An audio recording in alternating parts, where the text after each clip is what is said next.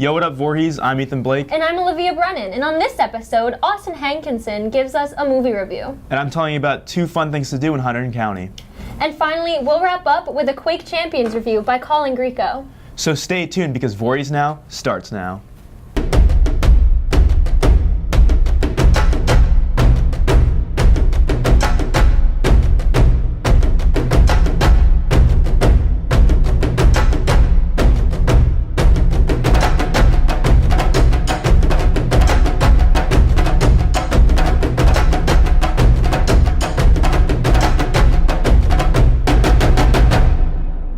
Episode, we're starting out with a movie review produced by Austin Hankinson. Let's check that out. Among the movies released this past weekend was the sequel to Ridley Scott's cult classic film Blade Runner.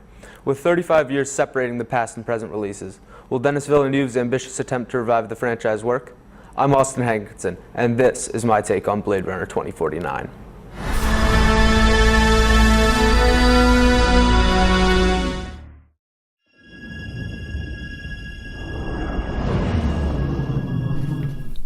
Set 30 years after its predecessor, the plot of 2049 follows Agent K, a Blade Runner working to terminate, or in the movie's terms, retire, old replicants, synthetic humans made by the defunct Tyrell Corporation to work as manual laborers on Earth's off-world colonies.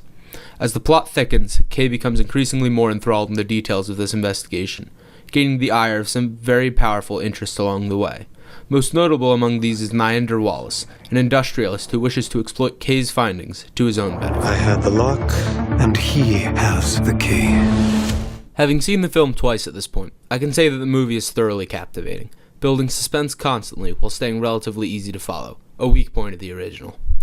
The well-written and well-acted plot is accompanied by stunning visuals that do justice to the setting, genre, and style of the movie, as well as a score which elevates the tension perfectly with its eerie sounds. Arguably most important, Blade Runner 2049 does an excellent job of preserving the core theme of its predecessor. At what point is someone, or something, considered human? I found Ana de Armas' character Joy to be the biggest contributor to this aspect of the film, as she provided a new perspective to the first Blade Runner's views on the matter. With the rise of science fiction in the past few years, mostly due to the revival of Star Wars, it's nice to get a breath of fresh air. Blade Runner 2049 does just that, and is personally the best movie I've seen in a long time, one I keep coming back to think about constantly. Not only is it a fantastic film in its own right, but it does a great job of honoring that which came before. From Voorhees Now, this is Austin Hankinson. Thanks, Austin. Very interesting. Absolutely. Now let's go into the studio with Colin Rico for the Weekly Grind.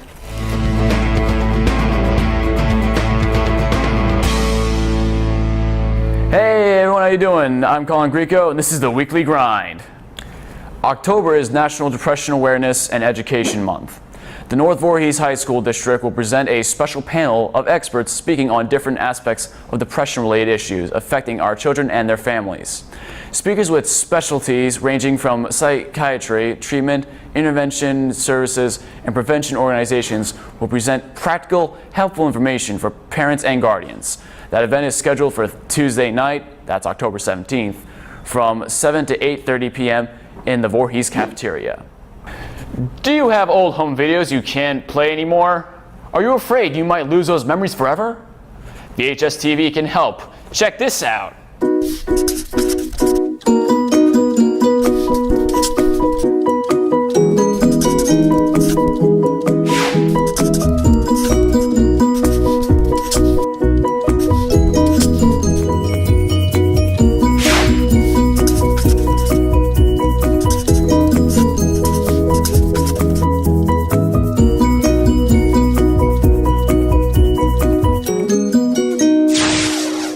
Go to VoorheesTV.com and download an order form today.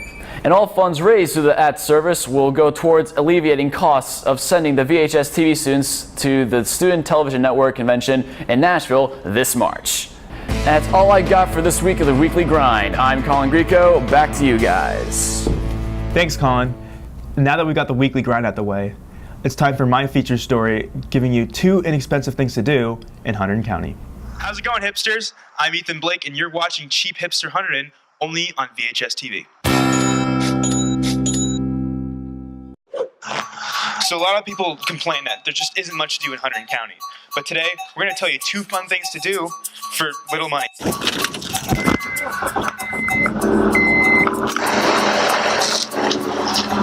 Okay, so our first stop is Mike DeVita's Open Mic Night. So Open Mic Nights are run by Voorhees' very own Mike DeVita. Good man, reputation down. Tuesday nights from 6:30 to 8:30 at Riverside Cafe in Clinton Town. It's a cool place to hang out and listen to me play, and it's a cool place to hear other people play and meet new people and hang out with other people that aren't new people. Bring an instrument if you want. Play, it's a fun time, and I can't do a 2-hour set every night. Do you people think it's fun? It's cheap and it'll cost you about $4 in gas both ways and about $6 for a coffee and a scone, making the whole cost of attending $10. And for our next stop, you've heard of Point Mountain, but I bet you've never heard of Round Mountain. If you're a fan of a steep, challenging hike and a bit of a maze to get to the top, then you're going to love Round Mountain. Situated above scenic Stanton, New Jersey, Round Mountain is the biggest undisturbed forest in all of Hunterdon County. At about 1.5 square miles of remote, untouched forests and fields feature beautiful monarch butterflies, walnuts, pears, apples, and strange microclimates throughout the mountain. There are no roads or railroads, wires, houses, streetlights, or cell service, so make sure that you're prepared for such a hike. Entrance to the park is always free, and the experience is worth the hike. But if you're willing to spend a little bit of cash, go on down to the Stanton General Store, where 2 slices of plain pizza and a drink will set you back about $4, and $4 for gas, which would make the total cost of the trip about $8. For VHSTV, I'm Ethan Blake. Peace out, guys. Make sure to check out Open Mic Night. It's definitely a fun time. Now let's finish things up with a feature story produced by Colin Guga. Hello viewer, welcome to Grecos Game Review. I'm Colin Greco, and today in this episode of Game Reviews, we're going to discuss the video game Quake Champions. Let's take a look, shall we? Quake Champions is a fast-paced, online first-person shooter that has a wide range of characters to choose from, such as Ranger, the Slipgate Marine, Scalebearer, the Galactic Warlord, Visor, the Cybernetic Clone, Anarchy, the Transhuman Punk, Minx, the Fathom Agent, Sorlag, the Sword Flesh Trader, Clutch, the Awakened Automation, Galena, the Unholy Paladin, Slash, the Roller Queen, and BJ Blazkowicz, the One-Man Army, and finally, Doomslayer, the Hellwalker. Okay, let's hit that play button, shall we? When you open up, you have 4 options in front of you. Tutorial, where you get your basic training. On the right, you'll have custom game mode, where you can obviously make a custom game. You have ranked mode that's locked. So we're going to play quick play. We have 4 options to choose from.